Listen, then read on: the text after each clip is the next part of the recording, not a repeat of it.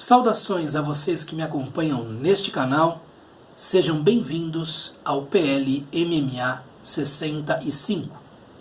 Dando prosseguimento a esta série de leituras acompanhadas de comentário da obra conhecida hoje como Meditações de Marco Aurélio Antonino, chegou o momento de comentarmos mais 4 entradas ou capítulos do livro de que temos tratado, a saber, entradas ou capítulos 21 a 24 do livro 6º das Meditações.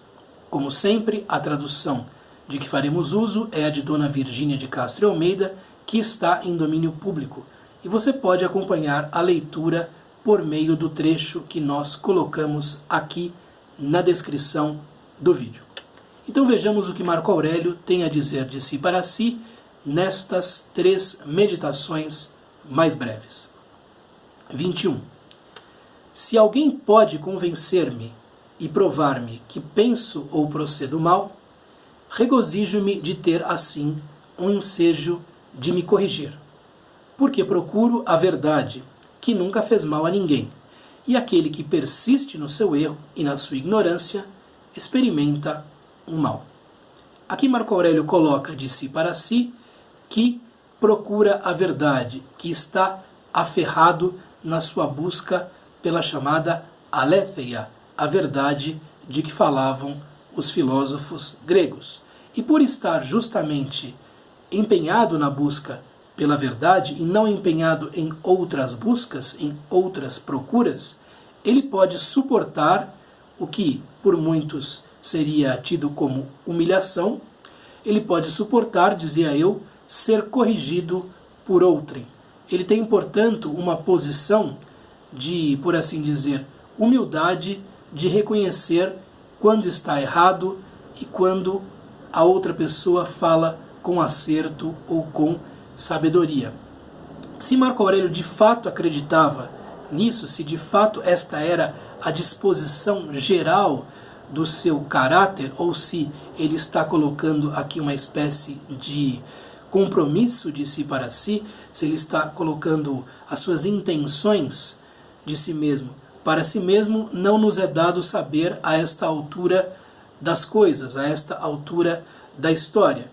No entanto, o que é belo nesta meditação é ver alguém numa posição muito alta, provavelmente o homem mais poderoso do mundo naquele momento, vendo-se como alguém falível, capaz de errar e que pode aprender alguma coisa com os seus semelhantes de bom juízo, os seus semelhantes sensatos. É claro que o julgamento da multidão, isto é, de uma massa indistinta, de um conjunto multitudinário e informe, era algo que ele via como quase sempre errado, ou 99% do tempo errado, e buscar o aplauso ou o assentimento desta multidão era sempre uma receita para um naufrágio. No entanto, em se tratando de relações interpessoais diretas, era possível aprender algo com aquele que estava ao nosso lado. Era assim que Marco Aurélio pensava. E aqui nós já vimos algo semelhante no livro 4º, na meditação de número 12, que diz o seguinte, vou relê-la, que ele novamente vai dizer que está disposto a aprender algo com os outros. 12, 4º livro. É preciso que estejas prevenido sempre para estas 2 coisas. Primeiro, fazer unicamente o que te inspirar a tua faculdade soberana e legisladora para o bem comum, o hegemonikon. Segundo, mudar de procedimento se alguém te corrigir de um erro e te fizer renunciar a uma opinião, sendo, porém, necessário que essa mudança proceda sempre de um motivo decisivo, por exemplo, de justiça ou de interesse geral e outras coisas análogas, e nunca da esperança em prazeres ou glórias. E fica mais claro lá em 4:12 quais eram os temas em que essa mudança de atitude era possível e mesmo desejável quando Marco Aurélio incorria em erro. Aqui novamente Marco Aurélio mostrando a sua disposição em aprender com os outros, sua disposição em se corrigir, caso isso fosse necessário. 22. Quanto a mim, cumpro o meu dever, e desse rumo não me desviam os outros seres, porque ou são inanimados e privados de raciocínio, ou andam perdidos e ignoram o seu verdadeiro caminho.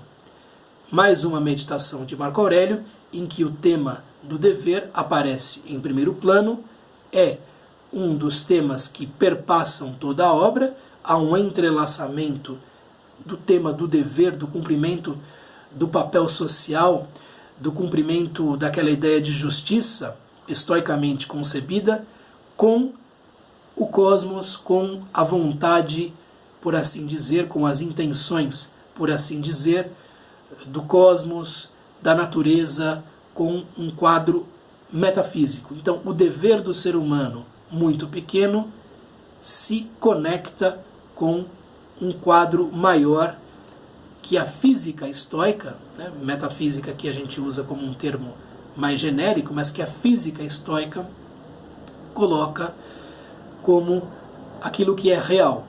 De modo que o que resulta disso é a percepção para o Procopton, para o que progride na sabedoria, tal como os estoicos a entendiam, em que a vida tem significado, em que o cumprimento do dever é algo que nós fomos feitos para fazer, por assim dizer.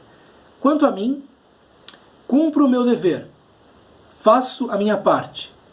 Isto tem a ver também com a dicotomia do controle, né? Com aquela ideia que está presente lá em Epicteto, manual, de que existem coisas que dependem de nós e coisas que não dependem de nós. Dentre estas coisas que dependem de nós, podem nos cair no colo, por assim dizer, deveres. E esses deveres devem ser cumpridos da melhor maneira possível. E desse rumo, desse caminho, desse trajeto, não me desviam os outros seres. Então, aqui, tanto em 21 quanto em 22, nós vemos muita confiança por parte de Marco Aurélio. Os outros não têm capacidade de desviá-lo do cumprimento do seu dever. Porque ou são inanimados e privados de raciocínio, ou são objetos que não têm vida propriamente, ou são seres privados de raciocínio, estou falando de animais aqui, evidentemente, mesmo de crianças muito pequenas, né? Ou andam perdidos e ignoram o seu verdadeiro caminho, aqui aquele distanciamento que o que já caminhava na direção da sabedoria sentia relativamente aos que não eram educados, instruídos. No entanto, em outros momentos nós vemos Marco Aurélio se sentindo irmanado com esses não instruídos, sentindo que não há diferença entre ele, que tinha um conhecimento da filosofia estoica e procurava aplicá-la, e os outros que nada sabiam dessas coisas, porque via nos seus próprios atos ainda muitas marcas dessa ignorância filosófica, muitas marcas de uma manifestação de um mal, tal como entendido pelos estoicos, o mal moral. 23. Serve-te dos animais irracionais e, em geral, das coisas e dos objetos, como um ser racional deve servir-se dos que são privados de razão, com magnanimidade e liberdade. Serve-te dos homens como de seres dotados de razão, como criaturas sociáveis. Em todas as circunstâncias, invoca os deuses. E não te preocupes com o tempo que te será dado para viveres assim. Se tivesse só 3 horas para viver desta maneira, seria suficiente.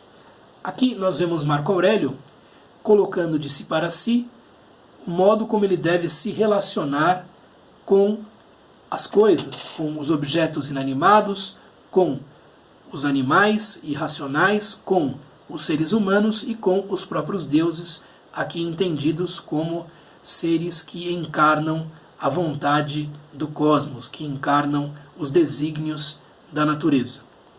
Serve-te dos animais irracionais e, em geral, das coisas e dos objetos. Então aqui existe uma distância muito grande entre o sujeito que vai se servir desses objetos e os objetos em si, mas isso coloca a responsabilidade para Marco Aurélio. Tendo-se em vista que essas coisas não são dotadas de razão, esses objetos são privados do logos divino, da centelha de logos divino, portanto, deve-se servir desses seres e desses objetos com responsabilidade. Como um ser racional deve servir-se dos que são privados de razão, com magnanimidade, megalopsichia, né, e liberdade, eleutheria, portanto, com liberalidade, generosidade, com cuidado, né, e também liberdade. Os estoicos viam, por exemplo, nos animais, seres servis, seres que poderiam nos ajudar, nos auxiliar e que nós poderíamos usar em nosso proveito. Claro, com sempre dentro de certos limites éticos e decentes. Serve-te dos homens como de seres dotados de razão. E aqui, tendo-se em vista que se trata de um imperador, a posição dele é a de quem se serve de outras pessoas. Mas é necessário servir-se dessas outras pessoas, sabendo-se um igual a essas pessoas, sabendo que todos nós, seres humanos, habitamos uma cosmópolis, uma cidade universal, e somos iguais no nosso estatuto de cidadãos da cosmópolis, somos iguais em dignidade, embora dissemelhantes, embora diferentes do ponto de vista de aptidões, do ponto de vista de caracteres, do ponto de vista de qualidades e de defeitos. Portanto, é necessário atentar ao fato de que, sendo todos nós seres sociáveis, há um tipo de relação que se deve instalar a partir desta constatação. Servir-se dos seres humanos como de seres dotados de razão e, portanto, de seres que são muito semelhantes a você mesmo, Marco Aurélio, um indivíduo racional e sociável. Em todas as circunstâncias, vamos vendo a gradação, invoca os deuses que estão acima dos seres humanos, que são inteligências que se entremeiam na natureza, que são inteligências que se entremeiam no entrelaçamento de causas e efeitos, e há uma devoção que nós vemos expressa praticamente em todos os estoicos a esses seres como representantes da ordem geral. Aqui, a invocação dos deuses, aqui, a gratidão relativamente a esses deuses, nada mais é do que um atalho para a gratidão relativamente a todo o cosmos, a toda a natureza universal. E não te preocupes com o tempo que te será dado para viver assim.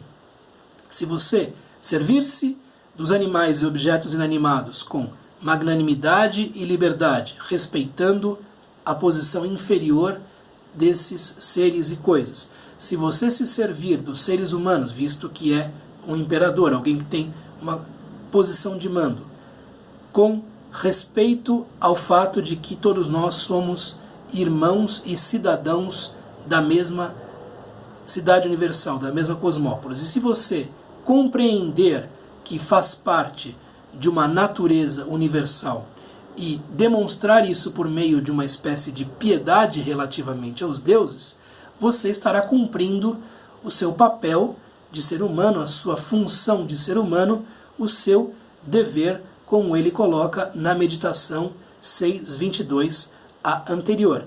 E não te preocupes com o tempo que te será dado para viveres assim, porque 3 horas vivendo assim valem por uma vida inteira de outro tipo de existência, de outra modalidade de viver. 3 horas vivendo assim é uma espécie de plenitude.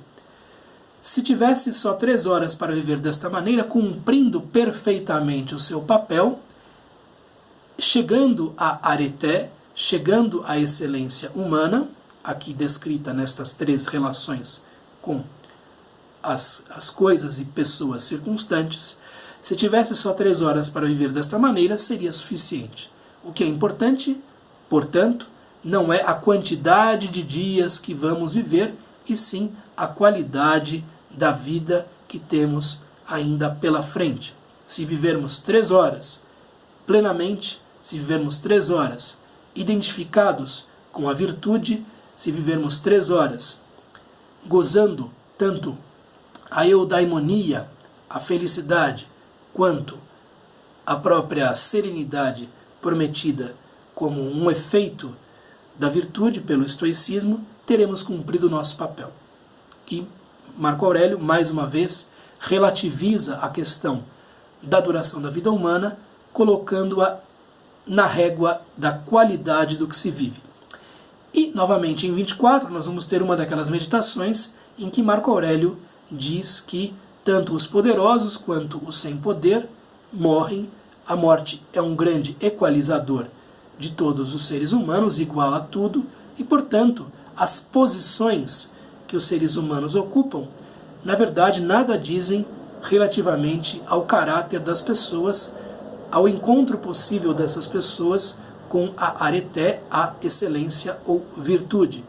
O que importa não é a posição que a pessoa ocupa, não é a riqueza que a pessoa tem, não é o conhecimento que a pessoa detém, não é o cargo que a pessoa ostenta, não é nada disso, e sim se essa pessoa faz um bom uso dessas coisas ou não. Vai falar do homem que talvez tenha sido o mais poderoso do mundo. Alexandre da Macedônia e o seu arreeiro, depois de mortos, aquele que o servia no seu corcel, no seu cavalo, ficaram reduzidos ao mesmo estado. Ou foram reabsorvidos um e outro pela inteligência da natureza universal que os gerou, ou igualmente dispersos em átomos.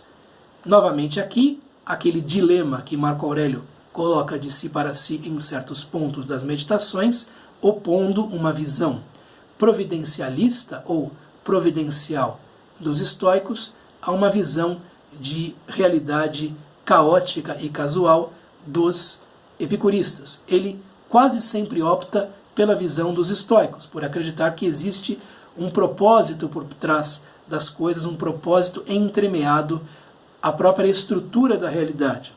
No entanto, ele coloca de si para si esta outra possibilidade para reafirmar justamente de si para si que o seu dever enquanto ser humano, ainda que a constituição da realidade não corresponda àquilo que ele imagina que ela seja, permanece inalterado e que muitas das suas reflexões continuam válidas, não importando qual seja a constituição propriamente dita da realidade. Alexandre da Macedônia e o seu arreeiro, depois de mortos, ficaram reduzidos ao mesmo estado, tornaram-se cadáveres, e aí a sua alma, o que aconteceu com a alma? Ou foram reabsorvidos um e outro pela inteligência da natureza universal que os gerou. Aqui, o que se está dizendo propriamente no texto original é que é a tal da razão seminal ou semeadora, né? É o logos spermatikos, não exatamente inteligência da natureza universal, porém uma inteligência da natureza universal que semeia coisas e para a qual retornam as almas, de acordo com a visão de certos estoicos. Alguns nem discutiam essas coisas, aliás, por julgá-las indiferentes do ponto de vista prático, ou igualmente dispersos em átomos. O destino de ambos foi morrer o corpo e haver a separação da alma. O que aconteceu com a alma, se ela foi reabsorvida por essa espécie de alma universal, ou se simplesmente houve uma dispersão e um desaparecimento do que mantinha essa alma coerente, é indiferente para mim, Marco Aurélio, ele está dizendo de si para si, do ponto de vista prático. Porque o que importa notar é que todos nós vamos na mesma direção, tendemos para o mesmo fim, e isso nos dá a medida do valor da vida. Isso mostra justamente, de maneira clara, o valor do instante presente, que deve ser vivido da maneira mais plena, mais significativa, mais virtuosa possível. Eis o que eu tinha a lhe dizer a respeito destas 4 entradas do livro 6º, e nós continuamos com nossa série no próximo vídeo. Um abraço, até mais. Tchau!